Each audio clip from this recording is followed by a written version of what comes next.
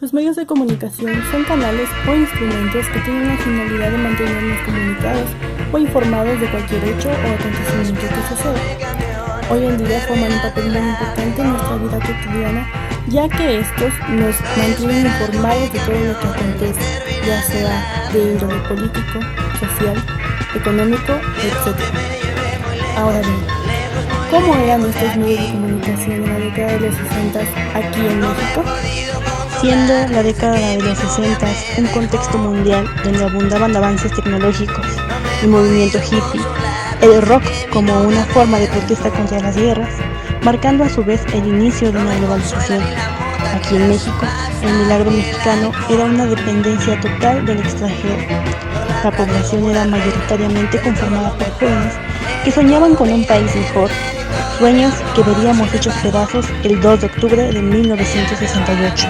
En esta década está de más decir que el movimiento estudiantil del 68 es el más importante de destacar, en el que la libertad de expresión fue motor de los estudiantes, puesto que con panfletos, prensas, cartas abiertas, manifiestos, volantes, caricaturas, canciones de protesta, entre muchos otros más, abrieron medios alternativos de comunicación, fortaleciendo a su vez la capacidad interlocutora de la opinión pública.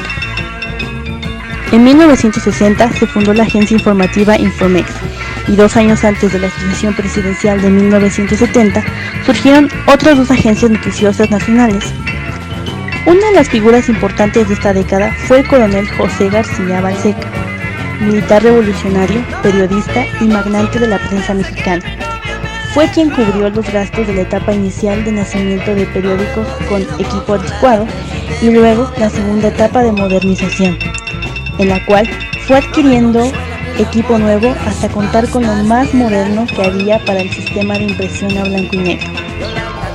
En 1964, García Balseca experimentó en sus talleres 2 máquinas europeas para impresionar de color, y después de complicadas pruebas se vio que podían servir para revistas, pero no para un periódico diario de alto tiraje.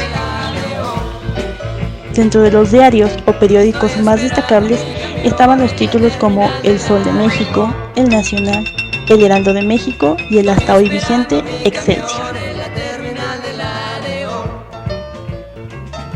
El barullo del movimiento del 68, seguido por la reacción paranoide del presidente Gustavo Díaz Ordaz, propició una obligada toma de posiciones y convirtió el asunto en un tema de polémica nacional.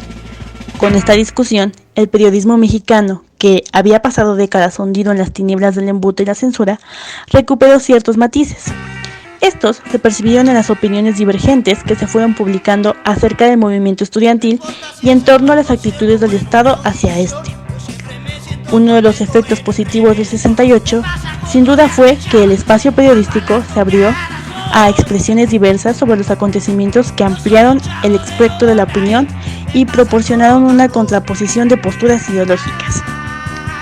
Aunque la presión del Estado para mantener el control era tenaz, la excepcionalidad de los hechos y la polarización de la sociedad exigieron que los periodistas hicieran un trabajo veraz, que presentaran pruebas de autenticidad, es decir, que actuaran con ética y responsabilidad. Esto dio en casos contados, entre otras cosas, porque la veracidad y la credibilidad son criterios muy abstractos y en un momento de crisis como el que aquí se describe, estaban altamente politizados.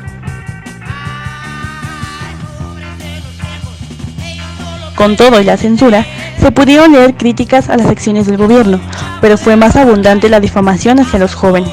Las expresiones sobre el 68 en los diarios se convirtieron de manera indirecta en un análisis de los cánones que debían marcar la pauta al quehacer periodístico de la época, de lo que significaba hacer un cabal tratamiento de los sucesos.